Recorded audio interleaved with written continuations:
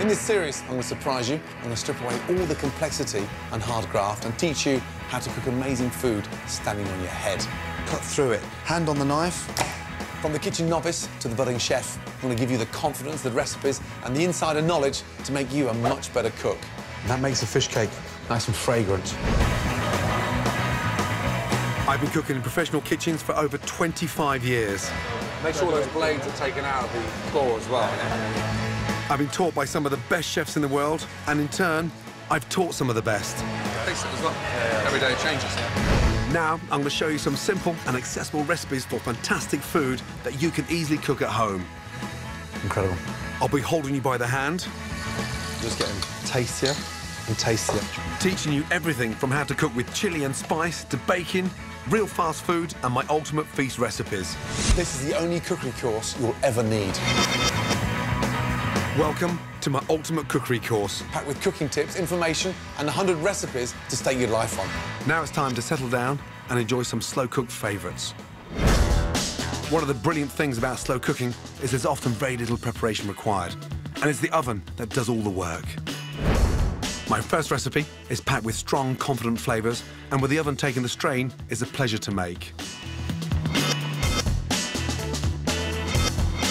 Delicious slow braised stuffed lamb breast. One of the secrets to slow cooking is to be robust and really get stuck in. Big, bold flavours work brilliantly well, so don't be precious. This is gutsy cooking at its absolute best. These are lamb breasts, a beautiful cheap cut, and they're sort of tucked alongside the rib. They've been boned out, the skin has been taken off. I'm going to roll them, stuff them, and braise them. Braising simply means cooking in liquid on a low heat, making the meat divinely tender. Now, open them up and give them a really good season. Season them both sides, inside and out. Really important. Doesn't look like a real weighty, dense cut of meat, but once it's beautifully slow braised, it's just like melting lamb. It's incredible. I'm going to season the breasts with some dried oregano. Put a heat in there, some chili flakes, lemon zest, put some amazing salted anchovies in there now. They almost melt inside the lamb. So the balance of flavours work beautifully. Now, pull it down towards you and roll that nice and tightly. That's what I'm looking for. String. We just need to tie them 3 times. 1 at each end and 1 in the middle. I fell in love with this dish years ago when I first started working in Paris because we had all the lamb in from the Pyrenees. Nice thing is, they can be done the day before. Pan on, olive oil in, get that oil nice and hot. Lamb in. It's really important to get some nice colour on there. Whilst they're browning, slice the onion. The lamb's going to be cooking for 2.5 hours, so don't slice the onions too thinly, otherwise they'll burn. Garlic, and leave whole. Got a colour on them. Look at that. Beautiful. Take them out. Onions in and garlic. Straight in. Lovely. That's the secret about slow braising. You never change pans. Why? All the goodness is in that one pan. A few chili seeds in there. Oregano. Nice pinch. A little bit of lemon in there. I'm going to do the onions what I did to the lamb.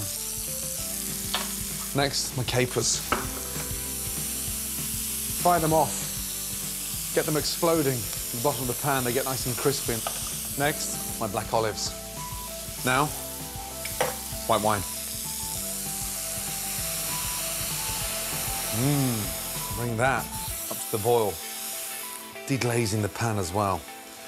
Rinsing the bottom of that pan. And now the flavour in there is just extraordinary. Now, we add our tomatoes. Let's puncture those plum tomatoes. Then simply place the lamb breast back in the pot and remember to taste.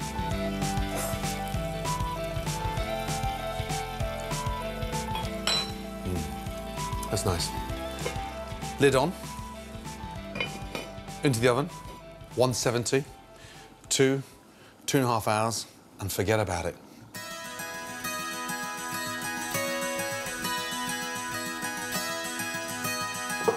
Whoa, beautiful. All that has reduced down to this amazing, nice tomato sauce. And the lamb has kept its colour. Look at that, it's braised beautifully.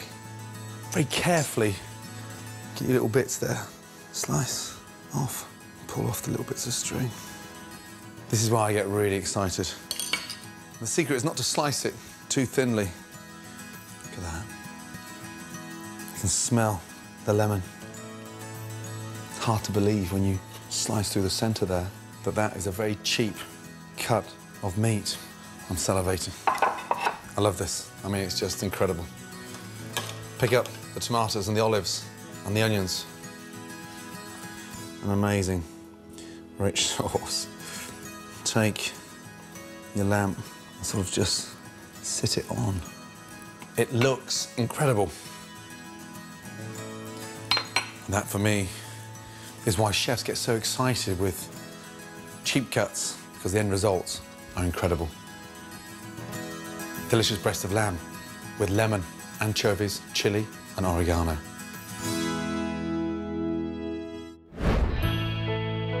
Slow cooking is a fantastic way to develop delicious, deep flavours. Here are 3 of my easy one-pot wonders. Minimum preparation, long cook and an amazing, wonderful taste. First up, easy bollito misto, a classic Italian mixed meat dish. I'm starting with some Italian fennel sausages. Fry them until coloured, making sure all sides are nicely browned. Set them aside, then slice chorizo, a spicy Spanish sausage with a wonderful smoky taste, and fry it so it releases all its incredible flavour.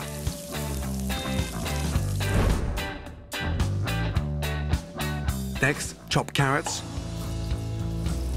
celery, garlic, and add to the same pan. This keeps in all the flavour. Stir in the pre-lentils. These are excellent for slow-cooked dishes because they retain their firm texture and shape. Next, add a bay leaf and some fresh thyme sprigs. Then the sausages go back in, along with chicken stock.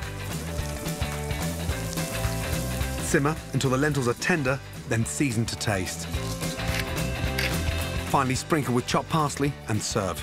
Simple to prepare, a cinch to make, and packed full of delicious, hearty flavours. My twist on an Italian classic. Magnificent, easy bollito misto.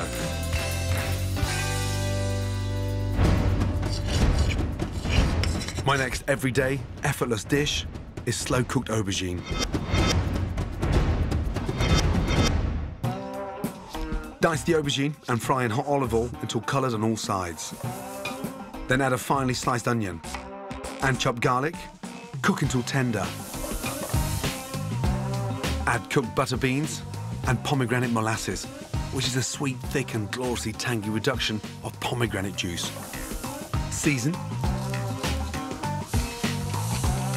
Next, add a can of chopped tomatoes. Bring to a simmer and cook until the aubergine has a gloriously soft and silky texture. Stir through chopped mint, pile onto toasted bread, and finally, for a lovely salty tang, crumble over some creamy feta cheese. Minimum preparation, but slow cooked for maximum flavour. Aubergines like you've never tasted before. One more dish that uses time to transform a humble ingredient is perfect slow-cooked beef.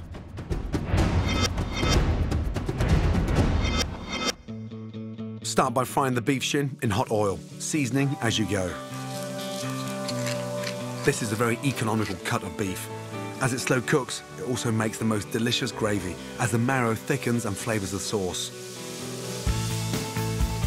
In the same pan, sauté chopped carrots, peeled whole shallots, sliced celery, peeled and chopped ginger and garlic. Next, add tomato puree and cook for a few minutes. Add the shin back into the pan with a glass of dry white wine and the juice of an orange. This deglazes the pan, adding incredible depth of flavour. Pour in chicken stock, season and simmer for an hour and 20 minutes. This dish is brilliant finished with gremolata, a dry Italian salsa made with chopped herbs. Simply chop parsley and garlic together and mix in the zest of an orange or lemon. When the beef is cooked, rich, unctuous and beautifully tender, scatter over the lovely fresh gremolata. Simple, satisfying and crammed full of wonderful taste and textures. Delicious. Fast to prepare, cheap and easy to make, slow cooked to perfection. 3 amazing dishes I guarantee you'll make time and time again.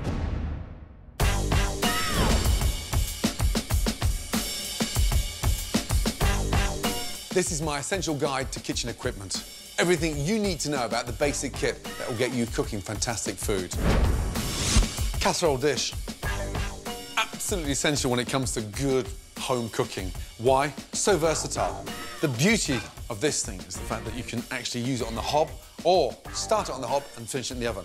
More importantly, cast iron, it conducts the heat, so you can have the gas on absolute minimal or the oven down to its absolute lowest setting and the thing will just cook naturally. Casserole dishes are surprisingly versatile and a great investment. You only need one, and if you look after it, it'll last you a lifetime. Brilliant for one-pot wonders. Coming up on my guide to slow-cooked favourites, more easy tips to refine your kitchen skills. If you don't skim all that off, the stock becomes very cloudy. The insider's guide to brilliant buys. It's gone out of fashion a little bit, but it should be enjoyed by everybody. It's a fantastic piece of meat. And braised pork belly, a recipe to stake your life on. That is amazing.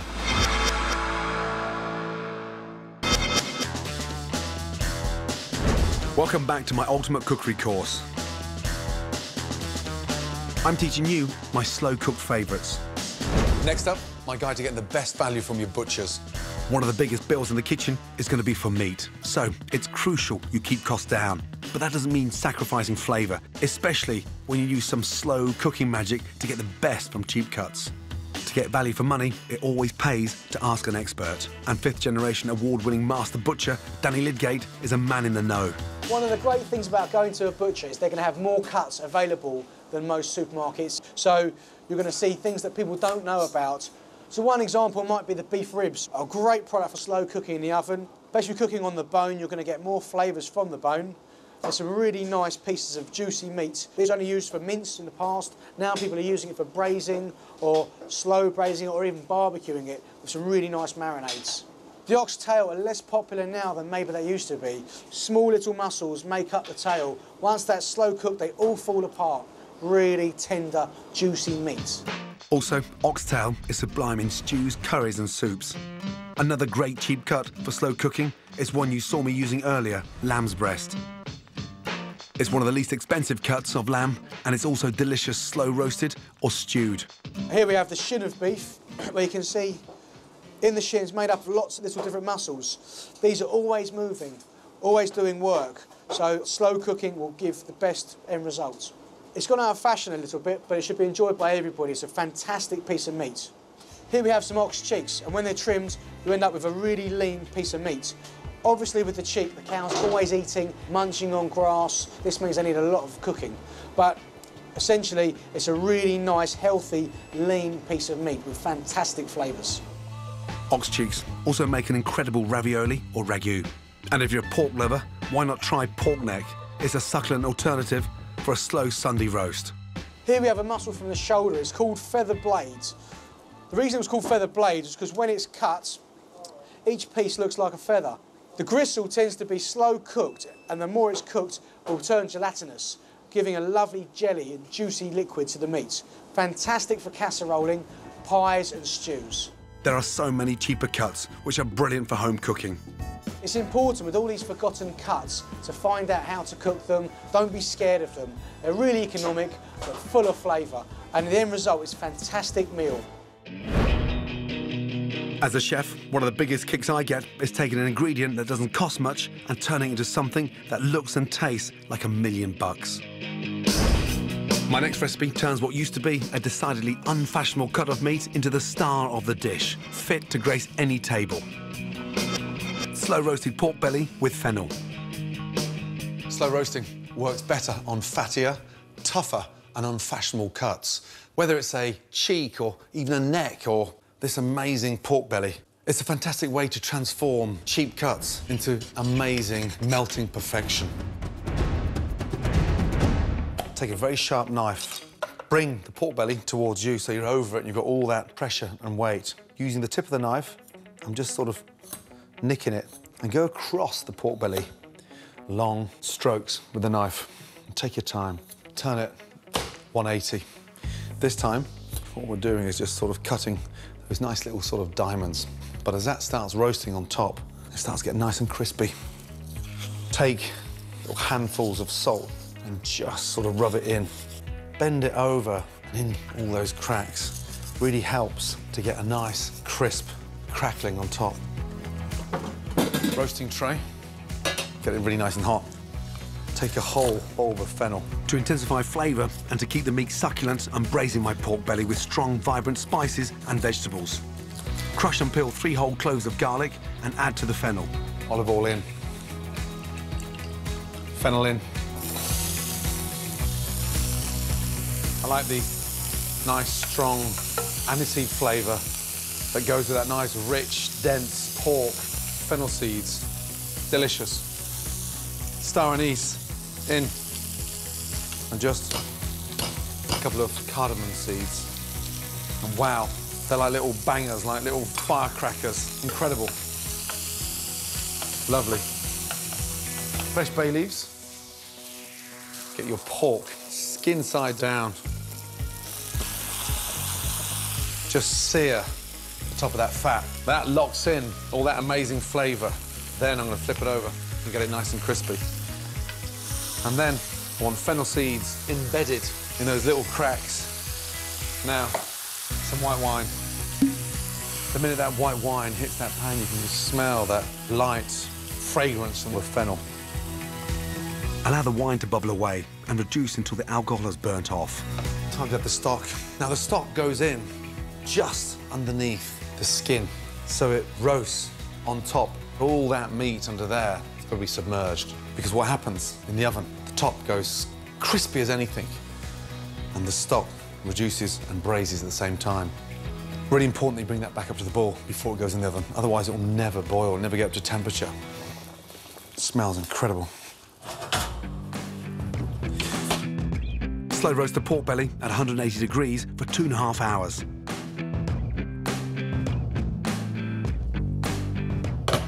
Look at that.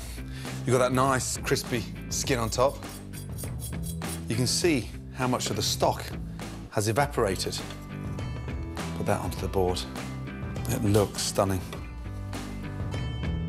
To make a delicious rustic sauce with the flavour-packed contents of the roasting tray, first get rid of the excess fat.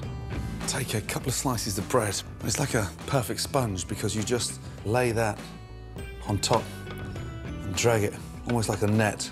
And it just absorbs all that fat. If you want the perfect fried bread, trust me, stick that in a frying pan. A nice teaspoon of mustard, whisk that in. And then simply simmer for a few minutes before pouring into a serving jug. With your pork belly, always use a nice serrated edge knife. You can hear that. Wow. That is amazing. Incredibly tender. That belly of pork is going to almost melt in your mouth. You've got that sweet meat under that crispy belly of pork. What an amazing way to cook a very cheap cut of meat.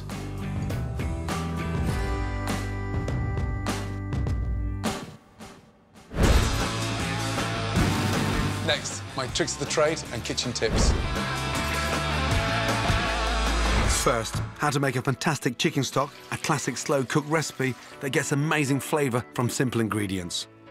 Chicken stock, the vital ingredient to good cooking. It transforms sauces. It's a fantastic base for soups, and more importantly, it's so easy to do. A little bit of love and care at the beginning, and it cooks itself. Right, step one, chicken carcass into a high-sided pan. An onion, doesn't need to be finely chopped. The vegetables flavour the stock. Onion in. Then from there, cut your leek into nice big solid chunks. Roughly same size as the onion. so all the vegetables cook at the same time. And then our carrot.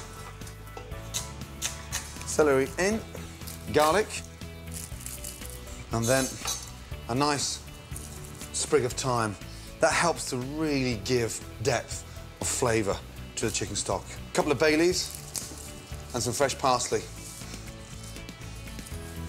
And then peppercorns. Pan and just lightly crush them. And a little pinch of salt. And now just cover the vegetables and the carcass with cold water. Just cover the chicken and the vegetables. Bring it up to the boil as quick as you can. Now, as it comes up to the boil, a really nice skim. Take the base of the ladle and swirl that around. That pushes all the grease and the impurities to the side of the pan. Then get your ladle and just tilt it. If you don't skim all that off, the stock becomes very cloudy. People's impression of cooking stock, then it needs to cook for 3-4 hours at a time. This is one chicken carcass. Let that boil away gently for 30 to 40 minutes maximum. Now, we're going to pass it off. Take a sieve, place that over the pan, and then just pour that in. It smells amazing. It's aromatic. The colour is absolutely beautiful. And there you have the most amazing stock. When you need to season meat in flour, a great tip is to place it in a plastic bag to dust it evenly. Using flour also helps the sauce to get nice and thick during cooking. When browning meat, fry it in small batches. Don't crowd the pan, otherwise it won't sear or colour properly. When slow roasting meat, line the bottom of the roasting tray with chunky vegetables like onions, fennel and carrots. They act as a trivet to keep the meat from boiling in its own juices. Plus, the veg can be the base for your gravy later on.